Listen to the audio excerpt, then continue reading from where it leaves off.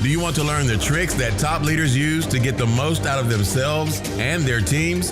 Well, Naftali Hoff is here to help. Lead to Succeed picks the brains of top leaders to learn about their challenges, insights, and best practices. Here's Naftali.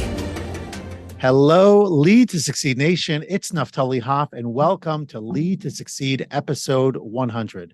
You know, I can't actually believe I just said that. That is super exciting, but we'll come back to that later. Today, I have the pleasure of speaking with Derek Champagne.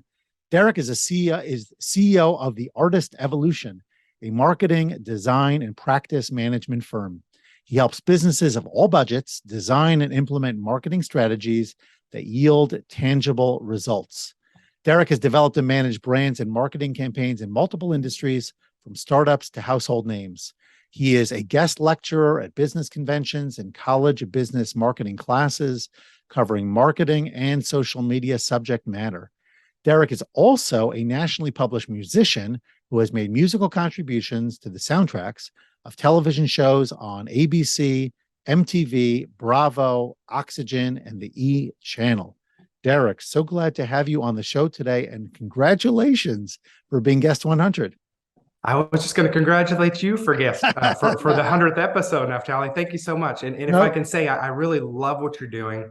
I love how you feature guests who share real stories, and I think that's one of the best ways to learn is see those that have been there and leave some breadcrumb trails of how we can get there as well. So thank you for this platform. Oh, my pleasure. And I certainly want to get into those stories. You know, it's so interesting, Derek, before we sort of dive in, this is, I was thinking about it from a timing standpoint. In 2017, I published my book called Becoming the New Boss, which is a leadership book. I've been talking about it on social a lot, sort of like bringing awareness back to the book, because I think it really is a valuable resource, especially for new leaders. And it was that summer, 2017, I went off to Chicago and I attended an authors conference to learn more about just getting my book out there, to sort of mingle with other authors, learn new elements. And that is where I got the push from one of the presenters in particular to start a podcast, because it just seemed like the right platform to not only talk about the book, which I don't do so much, but to talk about the book's topic, which is leadership, right? And to really create relevance around that topic. And so I've been, at it for a while. Sometimes I have guests in a flurry and we're publishing weekly, which is what I should be doing. Sometimes I publish a little bit less frequently.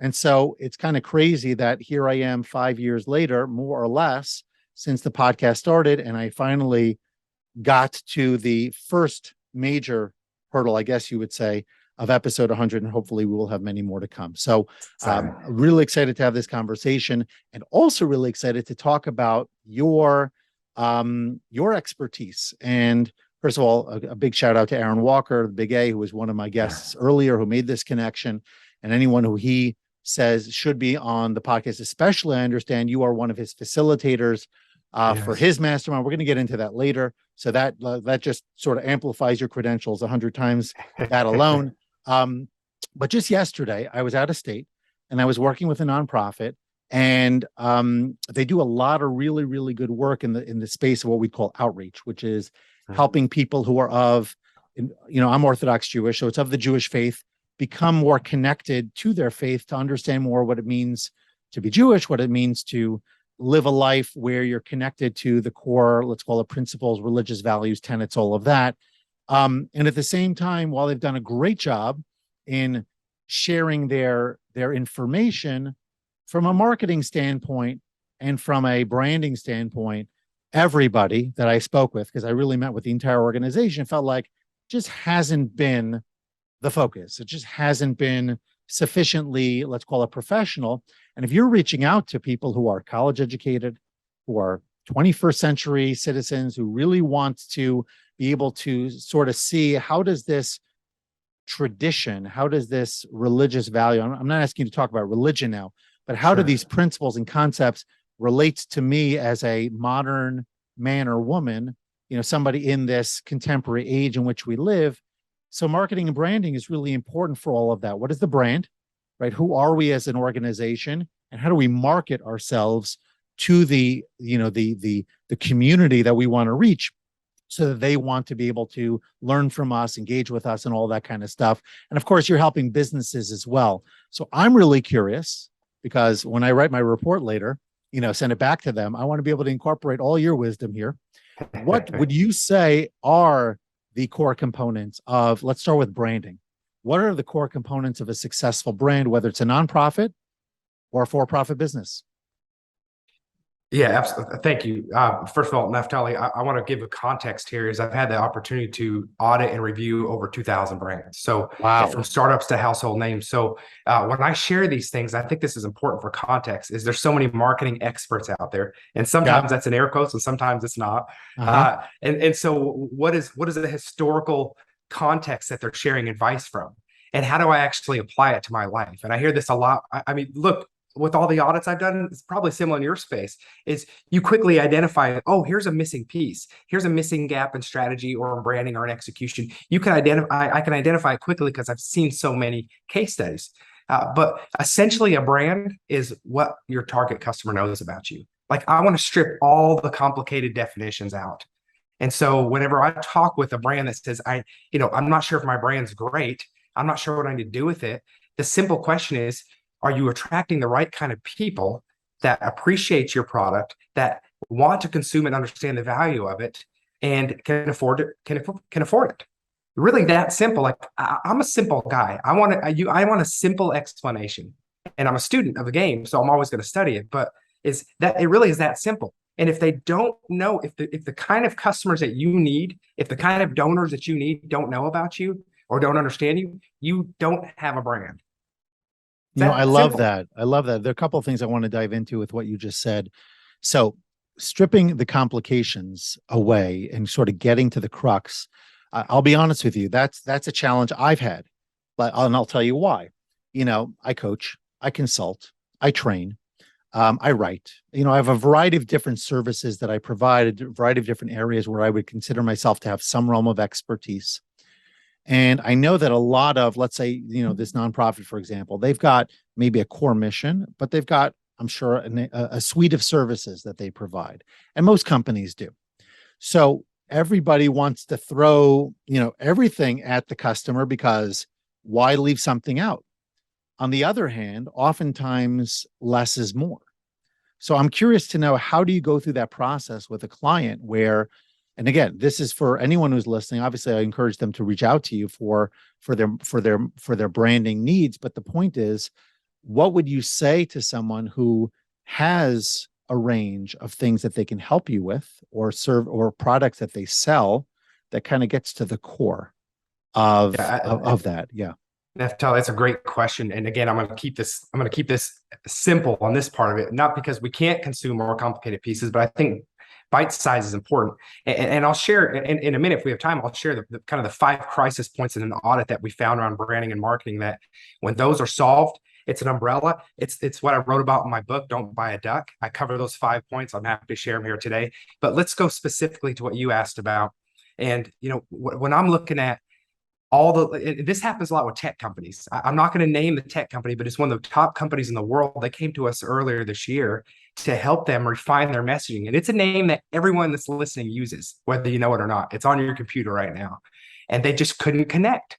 And this is a great brand that had great agencies, but they were just throwing all their services in the kitchen sink and trying to hit their customer in the face with it. And that was the wrong approach.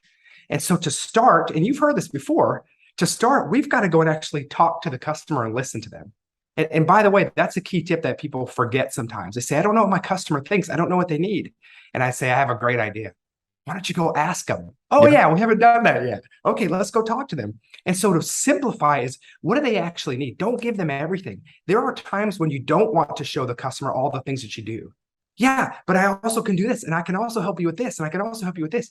That might overwhelm them depending on who your target customer is. What is the biggest pain point they're dealing with, and how are you going to solve it in a way that gives them a return on their investment and makes their life better? And either makes their life better because if they don't do it, they're going to be in pain, or if they do it, they're going to save a bunch and they're going to be a hero, either in pain or make them a hero. And if that's the approach and you simplify it, you can bring the other things later. Those are the great add-ons. All the other services you can have, add those on later. And so when we talk about looking at a target customer, we want to do what we call target segmentation. And that is really understanding them, what's important to them, and then dissecting it even more, going, can I tell them all this thing? Is all this messaging matter to them? Or do maybe I have 2 or 3 subsets of customers in here? And if so, are their communication needs so unique that I will lose customers by trying to tell them everything? Do I need to subset them? And can I have a singular focus of that key pain point or benefit and just stick with that? And maybe there's 3 different campaigns if you have 3 targets, but you can't tell everybody everything in Connect. We don't have time anymore, Naftali. We don't. We have a few seconds. We have a few seconds to brush up against our ideal target customer. And if it matters, and if we're a fit, they better know it, and they better recognize the key point that matters to them, because you may not have a chance to talk to them again. That doesn't mean you're not doing 4, 5, 6 touch points with that target customer, but don't waste an opportunity to have a meaningful conversation and connection that resonates with them when it counts. Yeah. And so so much there. I am curious to know, and there's another question I must ask you, which will follow afterwards. But that last point, sort of staying there for the moment, because you hit on it earlier and then you came back to it, the idea of listening to your customers, right? Asking them, listening to them, and using that feedback as the basis for whatever campaign you put out there, whatever messaging. Why is it, and I know I suffered from this as well, I don't know if it's an arrogance or what, why is it that you find that so many people just don't automatically assume that listening to their customers and asking those questions is step one? Like, why is that sort of like this aha for so many people, that I did everything, I came out there, I knew all this stuff, I put it all together, and now, like, crickets, it's not working. Ask your customer, like, why didn't they start there? Yeah, I think part of it can be arrogance. It can be, look, it's something I struggle with myself. I've had 9 companies. Some have done okay, some haven't. And I can always point back to myself and either my unwillingness to ask the right questions, to bring the right people around me, or the arrogance around, no, I've got this. And so that's not the whole thing, Naftali. Sometimes we just don't think to. We want them to like it so much.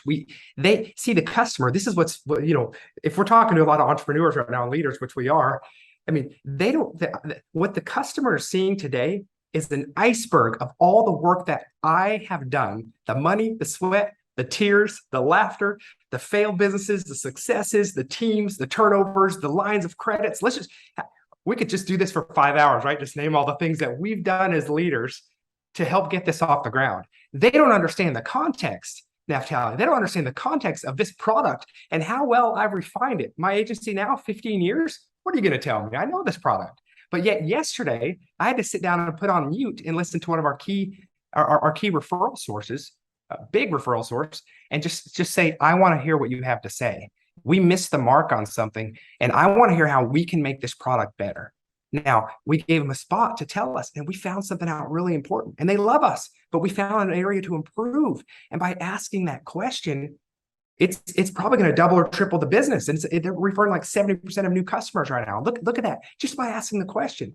So that didn't directly answer it. Why don't we ask? I think it's because we feel like we have better historical data than the customer does. But that customer doesn't care. They don't care about the journey you've taken. They care about your story, maybe, if you're selling to them, but they're not carrying all the baggage that you as an owner or a leader are carrying. They just want to know how this product's going to help my life right now and why it matters and why I should choose you over everybody else if I'm going to do it. Yeah. And that's, of course, going to matter to their customers as well, which is really neat. So let's go back to something else, Derek, you mentioned before. You talked about trying to tap into either the customer's biggest pain point or making them a hero. Now, making somebody a hero is language that sounds like Donald Miller to me, story brand. I'm sure you're familiar. For myself, because I'm not sure I've ever fully gotten the concept, and I certainly wonder if others are curious about it as well. What does it mean to make a customer, make a potential client the hero in their own story? And how does that affect a marketing approach? So a couple things, Naftali, I want to kind of clarify. I think making someone the hero in the story is different than understanding how to make them a hero in purchasing your product or service. Okay. So thank you for if clarifying. I can make that distinction. Yeah, sure. And I think it's an important distinction. So if we're talking about how do I make somebody a hero, if that's appropriate, if I can instead take a quick step back and say the mindset that you take is without going with any assumptions. So you're not necessarily saying, I'm going to make them a hero yet. You're going in and saying, I'm going to do an exercise because I don't know if you're listening and you're saying, I'm not sure if my product or service is connecting with the right people the right way. I'm just not sure. I think it's pretty good. I'm getting referrals. I sell some, but I don't know if it's a magnet. When you have a magnet and you have it on the right side and you put it down on some paper clips or whatever that metal is, there's no mistaking it. You have a powerful source that is attracted and they just cling to it. Don't we want our businesses like that? Absolutely. I mean, how incredible is that? And look, I've been through phases with our agency and other companies where we weren't that magnet. We were sticking some, but so my mindset is always, how do we get a better stickiness? How do we get it to stick better? And sometimes it's adjusting the product. Sometimes it's adjusting the brand a little bit. But when we're talking about this hero side of things, you want to actually go in and there's an intersection of looking at your products and services and then looking at your customer really closely and really dialing into their world. I want you to learn everything about them you can. And I'm not just talking surface level. I'm not just talking about religion and stage of life and political views, whatever those things are. I want you to understand them. This sounds creepy and it's not. I want you to understand them like a relationship. Like if I want a relationship with my wife, I need to understand her. And it's not a one-time thing. I need to continually be on the same page with her. Her needs change. So I need to be in conversation. So even once you do this exercise, it's not set and forget it. Your spouse, your significant other is going to continue to evolve. Your customers evolve. You need to continue that relationship in that way. So I want you to really understand them. And that takes time to sit down and do an exercise and really look at them, go, what are they going through right now? Like what matters most to them right now? What are some commonalities I can identify with them that are important in their world? Here's what's come out of it. Not only has great messaging come out of that, sometimes it's like, oh, wow, if I want them to make a decision now, they need to be the hero. That's when a hero thing will come in because you'll see it. And I have people come in to us sometimes and say, my customer's just not buying right now. It's 18 months. And we go, is there a different motivator we need to look at where maybe they'll buy tomorrow? Like maybe it's not always an 18-month sales cycle. What if it actually could happen in 3 weeks or 3 months? Like, let's go into their world. And sometimes we'll find a certain product and we go, oh, they care more at Father's Day, or they care more during their kids' graduation about your product than they do any other time of the year because family is top of mind and legacy is top of mind. So maybe it's your product, Naphtali. Maybe it's leadership around the family during, where's their mindset at where they're most likely to need to have a meaningful, deep conversation where my product just authentically slides right in there. So it's not always hero. Sometimes it's not, but a lot of times it's a hero message of saying, this is why it matters for you to be active right now. And this is how our product can help you. And I emphasize the authenticity part because marketing gets a bad name sometimes. And I get, my stomach turns at bad marketing and cheesy marketing and I like authentic marketing. Like, if it's a natural fit, then it is unconscionable for me to not let you know that it's here because it can make your life better. Imagine if we thought about our products like that all the time and it really was that kind of fit. Like, it's my responsibility to let you know that this product is here because I really think, and let's talk about it, but I think this is going to be a game changer for you based on what's so important to you right now in your goals and where you are in life, personally and professionally. See, what a different mindset. Sure. Great answer. And I'm glad you took us to that place of bad versus authentic marketing. Kind of transition from branding a little bit there. And that's, I think, an important place because, there are people, especially if you're selling yourself or something that you've done. If I'm selling to you a hairbrush, actually, I want to maybe come back to this in a bit about, if I'm selling a product, how deeply do I need to know you? If the product is just what we might call an off the shelf type of product and I'm competing with, 10 other toothbrushes, 10 other hairbrushes, 10 other, cereal boxes, whatever that might look like, where does that fit in as opposed to, let's say, for me, my work as a coach, right? So if I'm going to coach you, so I really need to get to know you and I really need to be able to distinguish and say, this is how I can or cannot help you. Right. So getting to know a person more deeply really matters. I do want to ask you that question. But before we do, coming back to the idea of authentic marketing and specifically being able to say to somebody, and this is something I personally struggle with. I imagine many people who are in the coaching or other related growth spaces, or even people who are providing services or widgets or whatnot that go beyond it, oftentimes we feel like all this notice me, I'm so great kind of self-promotion that exists, social media in particular, feels, a lack of alignment with my inner self. And I know even if I got it, I know my family, honestly, will often push back and say, you're just being too much, whatever it is. And I've in many ways in their eyes even changed over the last however many years because of the way that I market myself. In the past, I was head of school, so I was always marketing the school. I was never marketing myself. Now I'm marketing myself because if I don't, people are not going to know to use me. So, Right. but I do feel that being authentic and being able to say that I have something, I have a skill, I have a talent, I have a service that if I don't tell people about, then people in the world will lack or will have this void because I'm not there to fill it. Now, I'm not the only coach out there. I recognize that if they're looking for a coach, they'll find somebody, but maybe through my marketing and maybe through showing up and being authentic, people who maybe didn't realize the benefits of coaching will start to because they've been following me specifically. So it has helped me get past this issue, not so much the imposter issue, but really the issue of pushing myself out there, which doesn't feel super comfortable. Besides, I'm introverted and whatnot.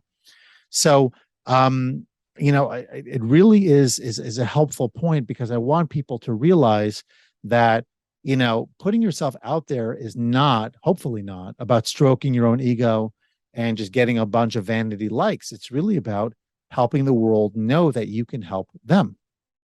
Yeah, I agree. And if I can just elaborate on that a little bit, I think of a lot of times in marketing, we talk about stakeholders. And I use that term we use it generally to say anyone at all in our orbit that matters to the conversation around this brand. That's your actual stakeholders, that's your board, that's your customers, that's your community that you're serving. But I would challenge those that are saying, hey, I'm look, I do the same thing. I'm on your podcast right now. I did a book and I have a radio show and a podcast. And I told my wife 5 years ago, we sat down and had a conversation, Naftali, not much different than you've probably had along the way, where I said, hey, we're doing a strategic move here to be more public. And it's partly around my brand, Derek Champagne brand. And just, let's keep egos in check and let's keep imposter syndrome in check. But this is a platform for us to drive for a way that we know is a meaningful product that we want to get out there.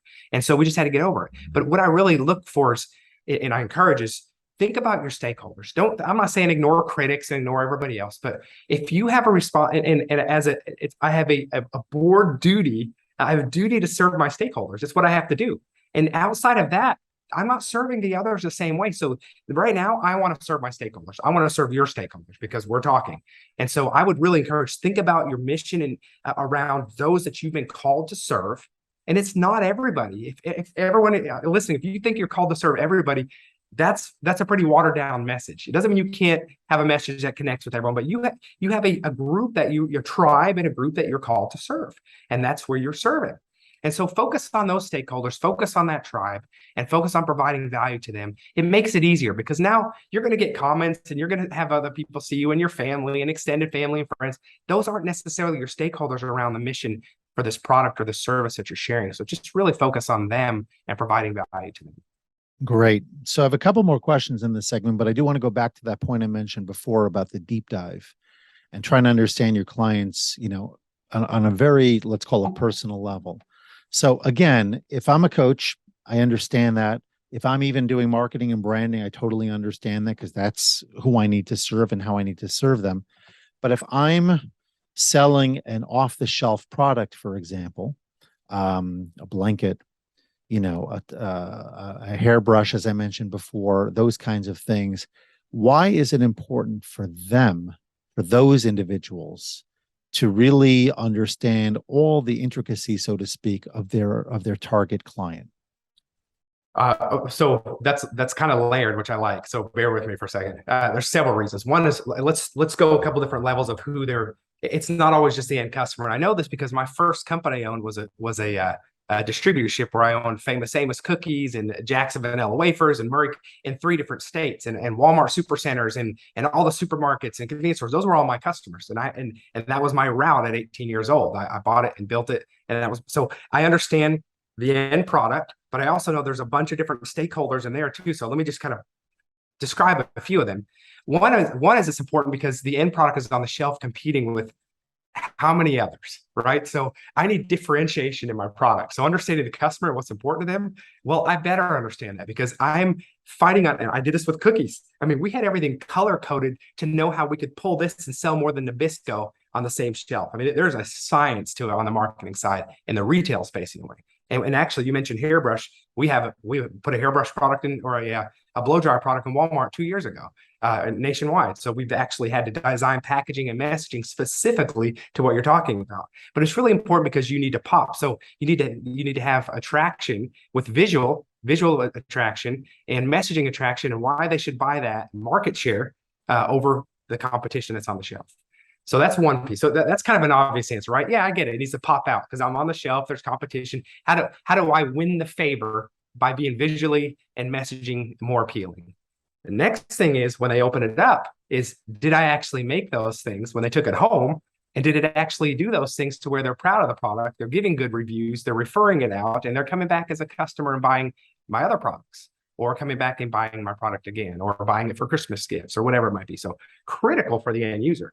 Let's back up a step. Distribution, equally as important. If I don't understand how to have great messaging and communication and packaging and relationships and understand my retail customer, I'm not even in the store. And you make me think specifically, Naftali, how important it was in our cookie business for me to have a relationship with the store managers at Walmart supercenters or whatever it might be. Because when we had a good relationship, we understood that customer, we were able to get end caps. And end caps are not just something that go up by chance when you walk in a store. When you walk in a store and you see all the cookies or all the chips, somebody fought and built relationships to get that. They worked hard to get that with the store, and they understood the store manager. They understood how to negotiate percentages with the store manager. They understood what was important to them for their store specifically. They understood what kind of incentives they needed. They understood where the product would sell better. So for us, when we could get an end cap on the milk aisle, which is a whole nother business lesson, milk and cookies together on the same aisle, you sell twice as many of both. And so just all that understanding messaging, even at the retail level, is critically important to understand the customer at all the different levels. I love it. And it's interesting because I don't shop for food very often. It's kind of like an ongoing joke in my family. But when I do, I actually do spend some time, not every time, but often I spend time on the psychology of the store. But thinking about the layout, thinking about the end caps, thinking about, which products are on which shelves. And not necessarily, this is opening a whole different element to it for me in terms of thinking about the negotiation, the relationships and all of that got to that point. I always understood that the stores wanted to be strategic about what they put where for sales purposes. Now I have to think about not I have to, but I probably will start to think about what did that person do in order to get that, to get that result. Right. That's kind of neat, an extra piece here. Okay. So I do want to ask you, because I mentioned at the beginning, I think somewhere, I run mastermind groups, you facilitate mastermind groups. Take a minute and just share with Lead to Succeed Nation a little bit about why mastermind groups are so valuable, why you're so passionate about it, and what it's done for the people in your group that keep coming back for more. Yeah, absolutely. So, you mentioned Aaron Walker. I do lead a group for him. I also have a marketing mastermind group that I lead as well, which is just focused on marketing directors. And the importance for that, the reason I personally do it because it has been a game changer for me personally and professionally. I'm somebody that does not like to waste my time. I've got my time blocked to 4 to 5 hour work days of understanding my science of how to be most productive and get the most done. I'm not going to waste an hour. I'm not going to waste time. Masterminds have been one of the best returns on my investment for time. And a couple of reasons why. One is accountability, probably one of the key things. Accountability, because I'm someone that wants to be held accountable. Actually, yes. I'm someone that doesn't want to be held accountable and needs to be held accountable. To be. So I require it. But I'm someone that if I say I'm going to hold myself accountable, you better hold me accountable, because I want you to put some benchmarks on me, and I'm going to go meet those benchmarks and beat them. And if I don't meet them and I can't figure out how to get to the next one, that mastermind group is going to understand my context. See, they're going to know me better than anybody else, and they're going to be able to help me get some of the friction points out of my way. Sometimes that being me, a lot of times that being me, and help me make sure I achieve those objectives. I don't want to waste time. I want to live my purpose. I want to live the visions and the things that we've written out. I want to be the best I can be for all my stakeholders in my world, my family, my team, my employees, my community.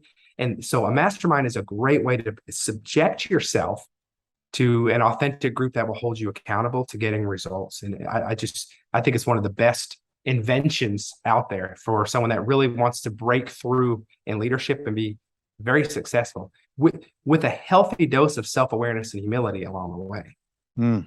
I love how you said that. Yeah, the accountability piece is really, really critical. I know in my groups, for example, we set goals at the beginning. We refer back to those goals on a regular basis, both personal and professional. I'm sure you're doing, things like that. And anytime we do a hot seat, the next session, the person's got to report back on how they've progressed, since that. So there's this continuous focus on helping each other, not only think differently, but also be accountable, because without accountability, nothing happens. And I think, you know that better than anyone. Agreed. And one other point on that, Naphtali, is I think it's important for us to continue to evolve. Evolution is really important in our lives, and those that stay the same. I'm not saying don't have roots in your faith and in the things that you know are right and wrong, but I'm talking about we need to continue to evolve and grow. We must, and the mastermind is helpful for doing that. Oh, it certainly is. So, last question for this segment relates to failure, because as I mentioned to you when we first started chatting, and just in general, we all know that the very best leaders, they seem, when we first look at them, like they've just, always been successful. Everything's gone right for them. They're at the top of their game. We don't know the backstory. We don't know the challenges. We don't know the struggles, the trials, the tribulations. And as a result, we always say to ourselves, well, I could never be Derek. I could never achieve what he's done. I mean, this guy's beyond. So share with us, please, a failure that you've experienced, that you've grown from, and how that's helped you become who you are today. Yeah, absolutely. And by the way, I have sets of failures every single day and week. But as you grow and you learn that I'm an average person that is just committed to being exceptional by bringing the right people and things around me and systems in place, is you learn to make pivots. And as you have small failures, they start to become tests for you, and they're never fun. People that tell you failure is fun, it's not true. It's never fun. No matter how seasoned you get in learning how to fail, it's never fun. Well, I learned a lesson, I'm sure, but it's still never fun. So just know you're always going to have that gut punch when you have that failure. That never goes away. And if it does, then I worry about you, because it shouldn't be fun. You need it to be a check for you. I could point to a couple different ones, but I'm thinking, for me, one of my biggest ones was, Naphtali, was when I moved out of from the music industry into the professional space, and I made a move, and the move did not work out like I had thought. So I basically went from being a Hollywood musician, which sounds cooler on the resume than talking about sounds cool. Stuff. Yeah, went from that to being in a cubicle in Bentonville, Arkansas, within a 6-month period. It was bad enough for me. And I was disappointed by choice, by the way. I made the choice, and I went into a minority ownership on a product. It didn't work out. And I had a breakdown where I had to go to the emergency room 3 different times. Wow. To the point where I was, just really at a really low point in my life by choice within that 6-month period. And I had to have a doctor tell me, Derek, you're not dying. You're just unhappy, and you've got to make a change. But that was a real low point for me to realize that I was starting over in everything from realizing, reinventing who my brand was, reinventing who I was. It was just real. And this is at 31 years old, by the way. I wasn't 18. I was in the next season of my career. And so that failure was a really big learning point for me into how to be more intentional and where I put my values in, as far as my identity as well. Wow. What a story. Okay. So let's talk a little on the rapid fire side, short and sweet. You've been I don't know how long you've been in Arkansas for, but the only thing that I associate with Arkansas are the Clintons. And so what would be something cool, or something most people don't know about Arkansas? Okay. Yes. We are the mountain biking capital of the world now, as of this year. And we have friends coming from all over the country just to visit Bentonville, Arkansas. And see these incredible mountain biking trails. Okay, so I'm not sure I'm up to it, but my 9-year-old and I must probably get there at some point. All right, next one: a book that you read or gift often. Yeah, I'm gonna give a plug to Mr. Aaron Walker then. View from the Top. Love that book. Love Aaron's story. Nice. What's a quote that you think about often, refer to, sort of inspires you? A quote that inspires me. Oh, wow. You get me on this Or one. maybe one you use with your clients on a regular basis. Just Yeah, absolutely. It's actually from John DeJulius. And he shares, it's about customer service. John DeJulius III wrote Relationship Economy. And he says, it may not be your fault, but it is your problem. And that is addressing customers and their needs. And it is your problem no matter what, even if it's not your fault. That's true in my conversations at home with my kids. So that's totally relevant. All right. And the last one, a productivity tip that helps you, Derek, to get more done. Productivity tip. It's not an app. It's a commitment to getting up early in the morning, 4:30 in the morning, in the gym, have quiet time, block your hours, be done by 12 or 1 o'clock in the day, and just be intentional with your time blocks. Love it. I'm doing 5 o'clock. I thought that was early, but I guess I'll have to push 5 it. is early. I'll 5 push is it early. to 4:30. Push it to 4. Actually, yesterday to go out of town, I pushed it to 4:30. Meanwhile, there was an accident at the Lincoln Tunnel, and so I missed my train anyway. What are you going to do? Anyway, give us take a moment to let Lead to Succeed Nation know where they can find you, where they can, benefit additionally from your wisdom, your experience, your prowess in so many different areas. Help us find you. Yeah, absolutely. Always happy to have a conversation. If you look me up on LinkedIn, Derek Champagne, I'm very active there. I've got a book, Don't Buy a Duck. If you Google that, look for it. The new edition came out earlier this year. It's endorsed by one of my heroes, Seth Godin. And then DerekChampagneMastermind.com. We have a marketing mastermind. It's just for marketing. It's focused on marketing. All the things we talked about, masterminds, picture that for marketing. We bring our marketing plans together there. We challenge each other on it. We help overcome friction points and help marketing directors or entrepreneurs who are responsible for marketing to get results. Awesome. Okay. And we're going to have that in the show notes as well. And so, I'm sort of sad that this conversation is going to end, at least for now, but let's at least sort of end on a positive where you share, please, Derek, one final life lesson for all of us to benefit from. Yeah, absolutely. And I'm going to continue from the conversation I had where I said I came out of the hospital. A doctor told me things were not, you're just unhappy. You're not sick. And I realized the big important lesson there. And I'm somebody, if any of you can relate to this, then this is embarrassing for me, but I learned to share it because I want to help others. As I realized that I was, when I moved on from things, I wasn't always happy for others. I figured out when I moved on, if it didn't work out, great. I was not somebody that was hoping I could put a fingerprint on something and move on and it continues to flourish. I've learned to be that from a lot of masterminds and a lot of help. And so my thought is think of yourself, if you're an entrepreneur, as a legacy entrepreneur. Anything that you touch when you leave, you want it to be better and you want it to be able to continue to go on without you. And you really want to be, some people are great at that. I wasn't. So if you're somebody that it stings when you hear news that somebody else is doing well and you're not a part of it anymore, really think through how you can put your fingerprint on something, leave, and it be better than when you started or were part of it. Wow. All right. Well, this has been a lot of fun. I'm really glad that Aaron connected us. I'm really glad to have reached episode 100 with such a fantastic guest.